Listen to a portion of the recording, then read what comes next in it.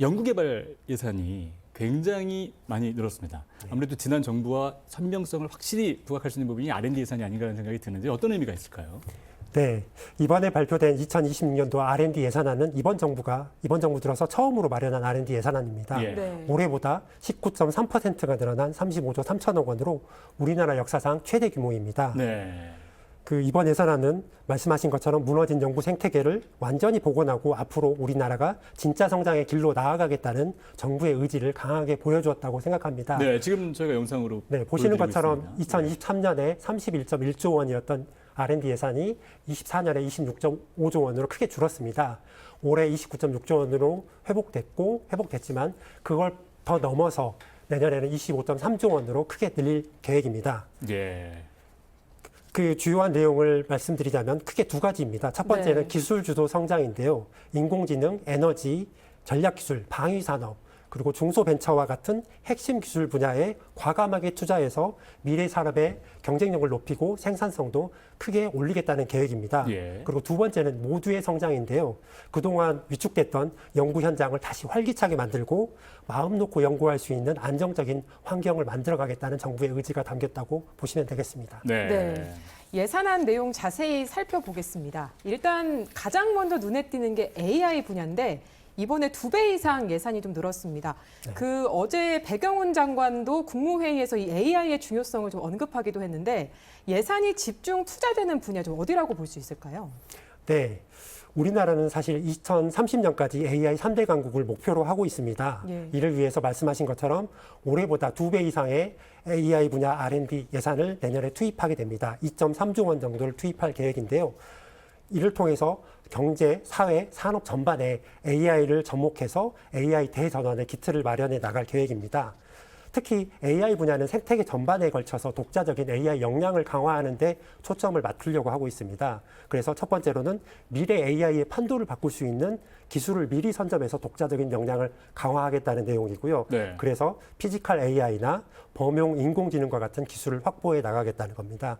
그리고 AI 인프라도 확충해서 전국의 AI 인프라를 고속도로망처럼 연결해서 모든 영역에서 AI를 효율적으로 활용할 수 있는 기술을 개발해 나갈 계획입니다. 네. 그리고 마지막으로 연구나 산업, 공공 모든 분야에 AI가 널리 확산돼서 우리나라가 AI를 가장 잘 활용하는 국가가 될 수 있도록 지원해 나갈 계획입니다. 네. 네. 지금 말씀해 주신 AI가 발전하기 위해서 하나의 핵심 요소가 에너지 아니겠습니까? 네. 그래서 에너지와 관련해서도 재생에너지 대전환이라든가 에너지 고속도로에 대한 이야기가 많이 나오고 있는데 이 부분을 발전시키기 위한 부분은 핵심 기술인 것 같습니다. 과학기술과 또 연구개발 관련해서 큰 역할을 하고 있는데 이 부분은 어떻게 되나요?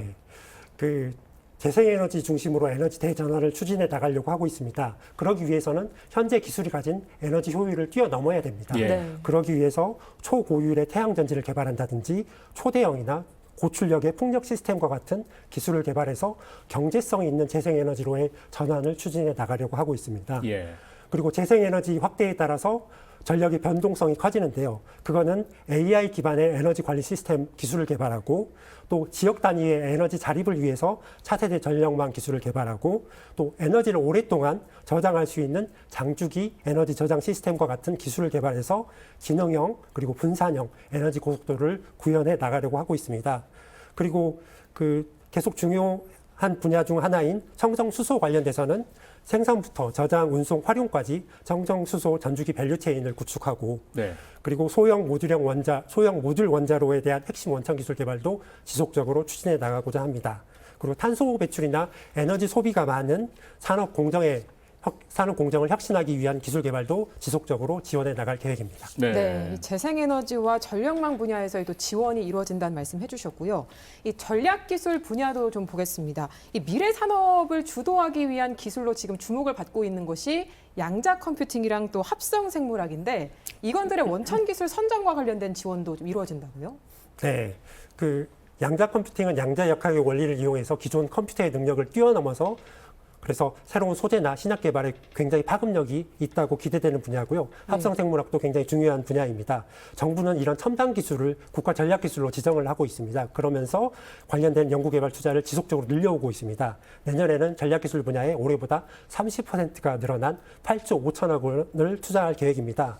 그래서 양자 컴퓨팅이나 합성 생물학처럼 미래 산업의 흐름을 완전히 바꿀 수 있는 핵심 원천 기술에 대한 투자도 선제적으로 강화해 나가고요.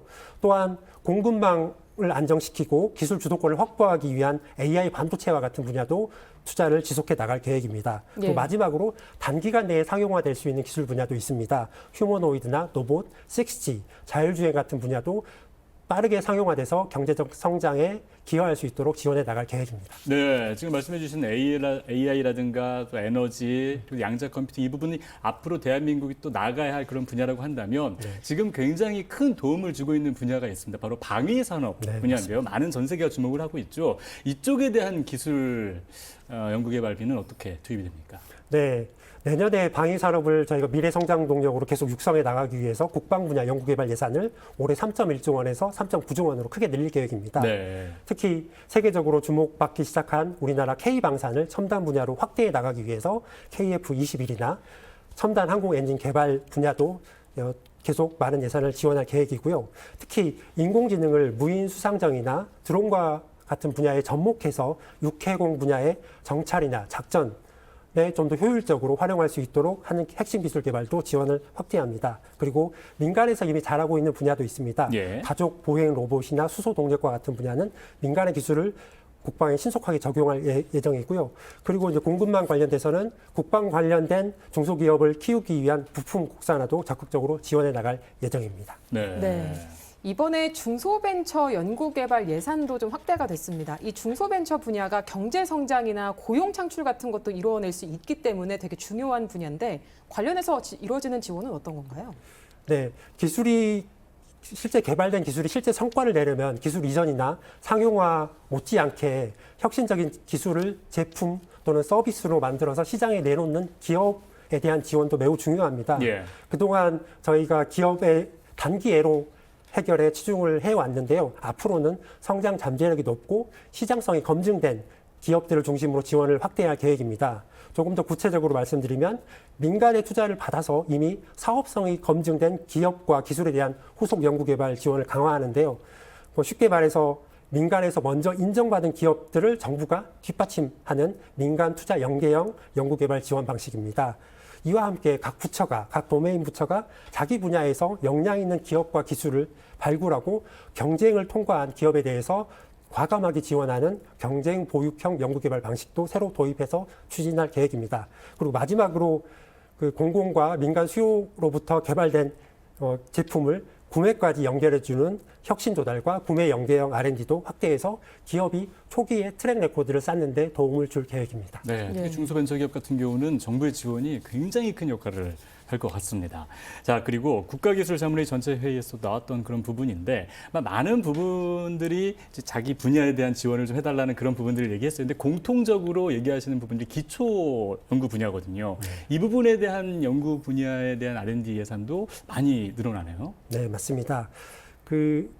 그동안 위축됐던 연구 생태계를 저희가 되살리기 위해서 기초연구 과제수를 2023년 수준 이상으로 대폭 확대해서 보다 많은 연구자들이 연구 기회를 갖도록 할 계획입니다. 네. 그래서 올해 12,000개였던 개인 기초 연구 과제수를 내년에는 15,300개로 크게 늘릴 계획입니다.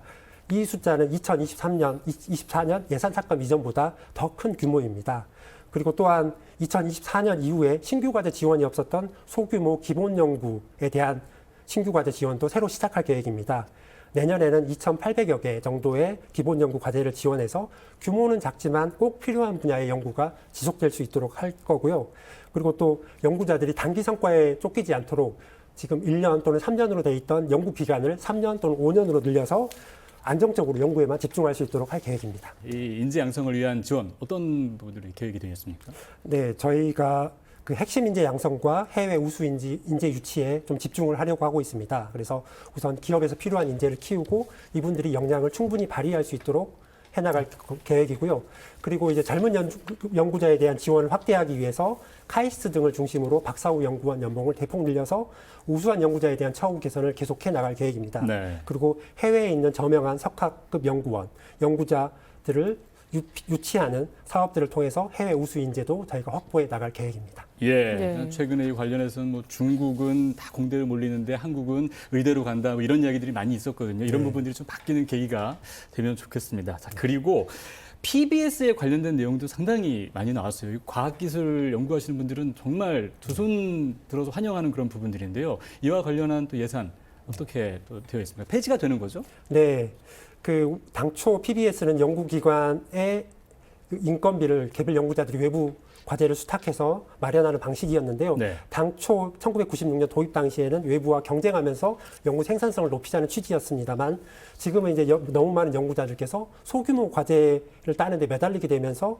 출연기관이 본연의 임무인 국가적인 임무에 관련된 연구가 조금 어려워진다는 네. 상황을 반영해서 정부는 PBS 제도를 단계적으로 폐지하기로 했습니다. 예. 그래서 PBS 제도를 단계적으로 폐지하고 출연기관이 국가 본연의 임무에 집중할 수 있도록 내년에 대규모 연구 사업인 전략 연구 사업을 신설합니다. 그리고 내년 예산에 5천억 원 정도의 사업비를 반영했고 앞으로 5년간 계속 재원을 투입해 나갈 계획입니다. 이렇게 그 PBS 폐지되고 출연 연구기관이 본연의 임무에 집중하게 되면 과제 수주 경쟁에서 벗어나서 기관 간 또는 기관 외부와 협력을 통해서 꼭 우리나라에 필요한 핵심적인 기술을 개발하는 데 집중할 수 있을 것이라고 생각합니다. 네. 이 PBS 제도는 계속해서 이 폐지 요구가 있었던 만큼 앞으로의 변화가 좀 기대가 되고요. 네. 그리고 요새는 지역 성장이 참 중요한 의제인데 이번에 여기에도 과학기술이 좀 접목이 됐습니다. 어떤 내용인가요? 네, 지역별로 가진 강점이나 특성, 주력 산업이 모두 다릅니다. 그래서 각 지역에 가장 필요한 연구 개발은 각 지역이 잘 알고 있습니다. 그래서 네. 각 지역이 스스로 발굴하고 기획해서 연구 개발을 추진하도록 한다는 게 이번 지역 R&D 예산 지원의 핵심입니다. 네. 그래서 지역 자율 R&D 지원을 위해서 과기정통부나 산업부 등 주요 부처 일부 지역 R&D 예산을 권역 단위로 나눠서 배분할 계획입니다. 이렇게 하면은 각 지역이 자기가 강점 있는 주력 산업 분야 또는 특화 분야와 관련되는 연구 개발을 제안하고 추진할 수 있게 됩니다. 그리고 지역 혁신의 주체인 기업이나 대학, 연구기관이 서로 협력해서 지역 특화 산업을 키울 수 있도록 하고요. 또 지역별 혁신 클러스터를 중심으로 그 개발된 연구 성과가 널리 확산되도록 지원하고 이렇게 함으로써 지역 경제 활성화에 도움이 되도록 할 계획입니다. 그리고 가장 중요한 것은 지역 특화 산업과 관련된 대규모 AI, AX 사업을 저희가 이번에 반영을 했습니다. 네. 이를 통해서 인공지능이 지역 혁신을 촉진할 수 있기를 기대하고 있습니다. 예. 자, 그리고 앞으로 기후변화가 우리 일상에 어떤 영향을 미칠지 참 가늠하기 어려운 그런 시기인데요. 과학기술을 통해서 기후변화 또 자연재난 대응을 앞으로 할 계획을 가지고 있는 것으로 정부가 알고 있습니다. 이런 부분들은 어떤 게 바뀌게 되나요? 네, 요즘 기후 변화 때문에 이상 기후가 계속 늘어나고 있습니다. 네. 그래서 우리의 삶을 위협하는 재난재해가 자주 발생하고 있고 그 양상도 더욱 복잡해져 가고 있다고 생각을 하고 있습니다. 그래서 이렇게 예측하기 어렵고 규모가 커지는 재난재해를 사람의 직감이나 사람의 힘에만 의존해서 대응하는 데는 한계가 있다고 생각을 하고 있습니다. 그래서 이제는 AI나 드론과 같은 첨단 기술을 접목해서 기존에는 예측하지 못했던 위험을 미리 예측하고 예방할 필요가 있습니다. 네. 그리고 재난이 발생했을 때 그 피해의 범위와 확산 속도 등을 정확하게 분석해서 피해를 최소화할 필요가 있습니다. 그래서 이런 피해 최소화 등의 과학적인 대응이 중요한 시점인 것 같습니다. 그리고 또 갑작스러운 폭우와 같은 자연재해뿐만 아니고 범죄나 교통사고 또는 각종 안전사고에 예. 대한 감시나 예측, 대응이나 복구까지 저희가 꼼꼼하게 지원할 수 있도록 매년 재난안전 R&D에 2조 원 이상을 투입을 하고 있습니다. 그래서 이런 투자를 통해서 생명과 안전이 우선인 사회를 구현하는 데 기여할 수 있을 것으로 생각을 하고 있습니다. 네. 네, 내년도 연구개발 예산안 지금까지 내용을 좀 살펴봤는데요. 이 연구개발에 대한 국민적인 관심이 높아진 상황에서 이번에 늘어난 예산안, 연구 현장이나 국민에게 어떤 변화를 끼칠 거라고 보십니까? 네, 우선 연구 현장에서는 새 정부가 과학기술 연구개발과 혁신에 큰 관심을 가지고 내년 R&D 예산을 파격적으로 확대한 것에 대해 크게 환영을 하고 있습니다. 네. 이번에 35.3조라는 역대 최대 규모의 R&D 예산이 편성된 것은 단순히 연구 생태계 회복을 넘어서 완전히 복원하고 진짜 성장을 이루겠다는 정부의 강한 의지가 담겨 있다고 생각을 합니다. 그리고 이런 과감한 투자를 통해서 우리의 성장 잠재력이 조금 더 높아지고 경제 성장과 국민의 삶의 질 향상에 기여할 수 있을 것으로 기대를 하고 있습니다. 그리고 이 예산 확대만큼 중요한 것이 예산이 제대로 쓰이는 게 더 중요하다고 생각을 하고 있습니다. 그래서 예산 편성 이후에도 과학기술자문회의 민간 전문가와 함께 특히 이번에 새로 추가된 신규 사업들에 대해서 컨설팅을 해주고 그리고 그걸 통해서 기획을 좀 더 고도화해서 실제 R&D 과제가 효율적으로 집행될 수 있도록 지원해 나갈 계획입니다. 그리고 마지막으로 연구자들이 연구에만 전념할 수 있게 안정적이고 예측 가능한 투자 시스템도 만들어 가려고 하고 있습니다. 그래서 이런 탄탄한 제도적 기반 위에서 지속 가능한 연구 생태계가 견고하게 유지될 수 있을 것으로 기대를 하고 있습니다.